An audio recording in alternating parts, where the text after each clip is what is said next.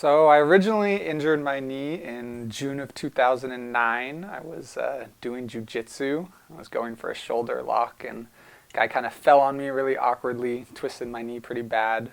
So I first tried to do a meniscus repair and that lasted for a couple of years. I re-injured my knee doing jiu-jitsu yet again, and at that time I had to have pretty much all of my left meniscus removed. After I had had my meniscus removed, a doctor had said, due to the fact that I was so young, that I would be having pretty much bone-on-bone grinding away for many years. And while it wouldn't be a problem right away, in 20 or 30 years, I'd be looking at a potential knee replacement. And so at that time, I had done a lot of research and didn't want to have arthritis later in life, so that's kind of where I started Googling possible solutions on how to fix my knee and kind of avoid that arthritis. And I came across Dr. Stone, being one of the top knee doctors in the world, and also saw that he had pioneered this meniscus replacement surgery, which was something that a previous doctor had recommended that I might be a candidate for.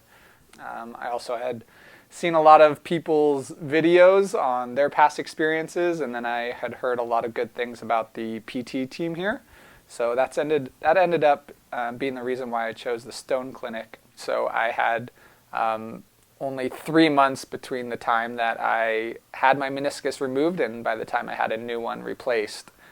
So there wasn't enough time in order to do much damage to the knee, and that was something that I was aware of, was that the critical timeline. So I knew if I could get a new meniscus, I'd have much less time to have those bones grinding against each other, and I could keep the articular cartilage that I had. So I had my meniscus replacement done in April of 2013, and so that went really well. And I started doing physical therapy here at the Stone Clinic to try to utilize all the experience that the PT team had. And overall, it was a great experience. I treated it like I was training for a marathon pretty much. I kept up with all my training. I did everything that the PT team said, and they were really great. They guided me on what to do outside of the Stone Clinic, and then I'd also come here a few times a week in order to just work with them and learn new exercises and that kind of thing. So I think my recovery went extremely quickly just because of all the hard work that I put into it. And I really think that's something that you have to do, is you have to fully dedicate yourself to getting better. And I'm really glad that I did that, because it's been a year out and now I'm pretty much 100%. So I don't do jiu-jitsu anymore. Since then I started taking up dancing. So I do a couple different styles of dancing, one of them being shuffling and the other gliding. So at about the 6-month post-surgery mark is when I started to learn to dance.